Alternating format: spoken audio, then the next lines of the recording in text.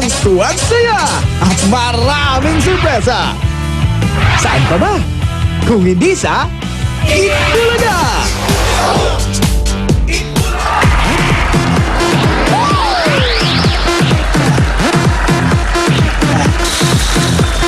Samantala ngayong Huwebes na araw na ito, dagdagan pa natin ang mga Dabarkats na mag-uwi ng swerte dito sa Hakot All You Can, the best hakotan to.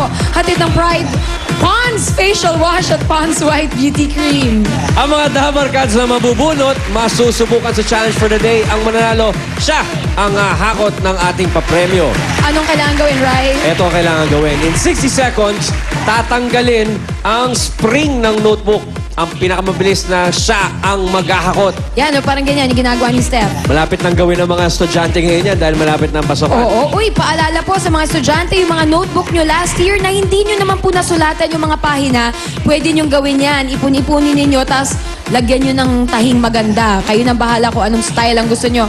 Tama ba na may ganon? Di ba dapat iniikot lang, Steph?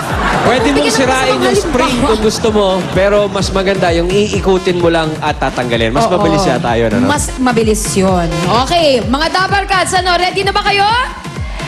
Ready na! Itaas na ang mga numero at bubunot na ng Matcha Challenge. Tignan natin kung sino mabubunot sa dilaw! Okay, ladies first. Pungsoy first. Pungsoy first. Sige, sige. Pungsoy first. Bago na pangalan ni Hopia, alam mo yun? Ano nang bagong pangalan ni Hopia? Christine. Bakit? Alam mo, bakit, mama? Bakit Christine? Christine! Bakit? Ah, okay. Kala ko mystic eh. Yeah. Please help. Ako naman talaga. O ito, nasaan si 210 sa dilaw? 210! 210! Up, nandito sa taas! Thank you, Eh, Christine. Kimby, punta mo na, challenge mo. Halika dito, ate. Up! Baba mo na yung numero. Anong pangalan mo, ate? Arlene po. Kasa ka, ate Arlene. Pandakan, Manila. Oy, mga taga-Pandakan Manila. Okay. Narinig mo yung sinabi ni Ryan sa ni Julia kanina, di ba? Meron kang 60 seconds para tanggalin yung spring sa notebook, okay? Bago niyan, eto muna ang pampabuenas na 1,000 pesos. So, ready ka na ba, ate Arlene? Ready na po.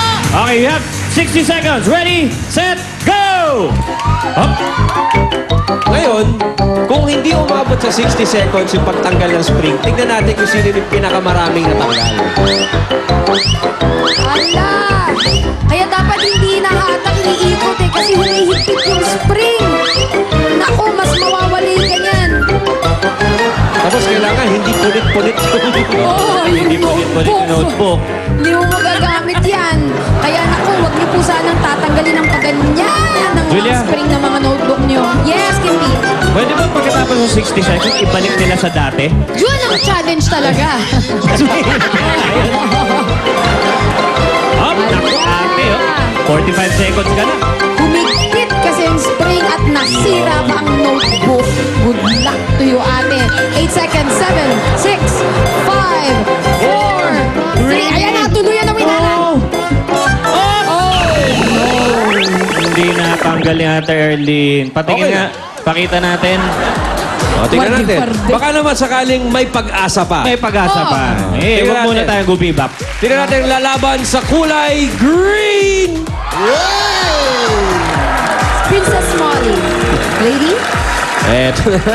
Sa green, ang lalaban ay 3-3. 3-3-3. Asan ang tatlong tres? Okay, ito ang tatlong tres. Pangalan? Jennifer Conda.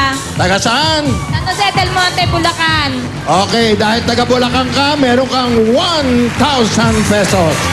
Pabuenas yan. Ngayon, yung nakita mo kanina, yung tinatanggal yung spring, may technique yan. Ha? Alam mo na kung ano ang technique yan. Siguro naman when you were born, you are a baby. Okay?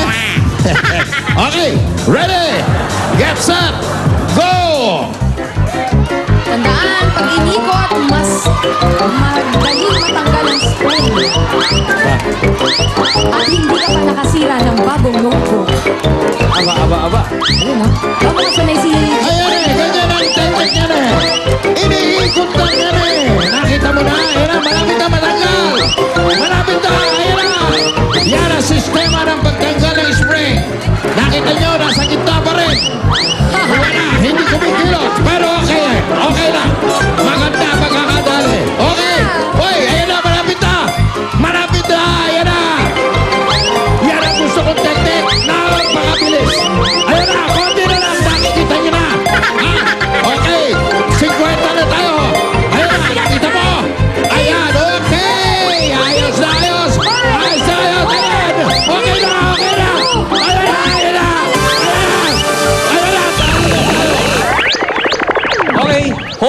Jennifer, tingnan natin. Pag walang nakakumpleto ng ating challenge, tingnan natin sino pinakamalayong naabot. Buhay pa rin ang tsansa ng ating dalawang player dahil hahanapin pa lang natin ang kalaban sa blue!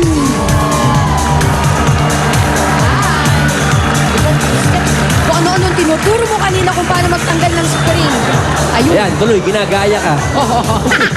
Oh, ito sa blue. Nasaan si number 82? 82!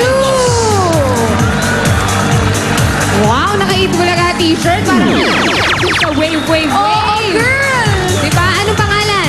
Judy po.